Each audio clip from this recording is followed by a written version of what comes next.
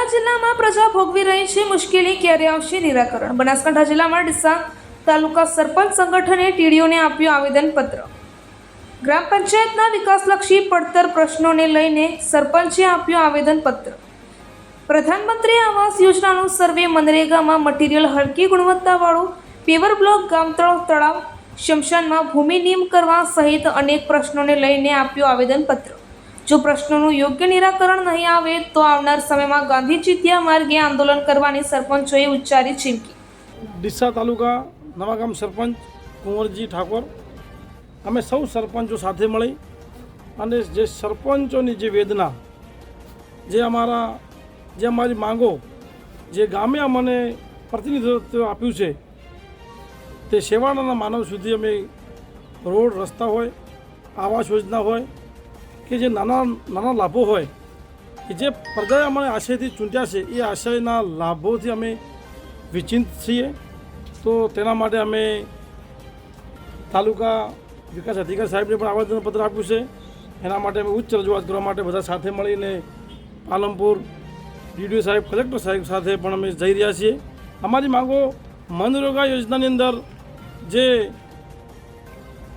વિકાસના કામોમાં જે મટીરિયલની મંજૂરી નથી મળતી ઘણા સમયથી, એ અમારી માંગ છે। પ્રધાનમંત્રી આવાસ યોજના 2017નો સર્વે થયું, તેના પછી આજ દિવસ સુધી સર્વે થયું નથી। એ સર્વે સર્વે ખુલે અને જે નાના માણસોને, જે ઘર વિહોણા પરિવાર છે, તેમને ઘરનો ઘર મળી રહે, તે આશય સાથે અમે આગળ જઈએ છીએ।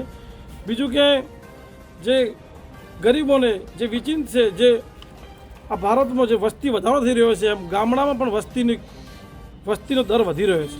તો વસ્તી દર વધી રહ્યો છે, તેના માટે પ્લોટોની પણ ખૂબ જરૂર છે। તો અમુક ગામોની અંદર અમે રજૂઆત કરીએ, પણ ગામમાં મૂળથી સરકારી પડતર જગ્યા હોતી નથી।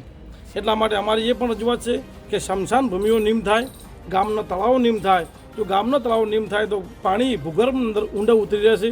તો આ સરકારની યોજના છે કે તળાવ, જે ગામે તળાવો ભરી રહેશે, એ તળાવો નિયમ થતા નથી, તો તળાવોને ભરવાની મંજૂરી મળતી નથી। તો તળાવ નિયમ થાય, સ્મશાન ભૂમિ નિયમ થાય, ગામ તળ નિયમ થાય।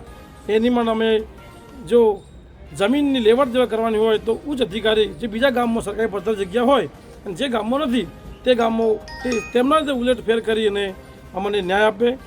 આ જ આશય સાથે અમે સૌ સરપંચ મિત્રો જઈ રહ્યા છીએ। બોલો ભારત માતા કી। નરેગા યોજનામાં આ સ્કીમ કેટલા ટાઈમથી બનશે?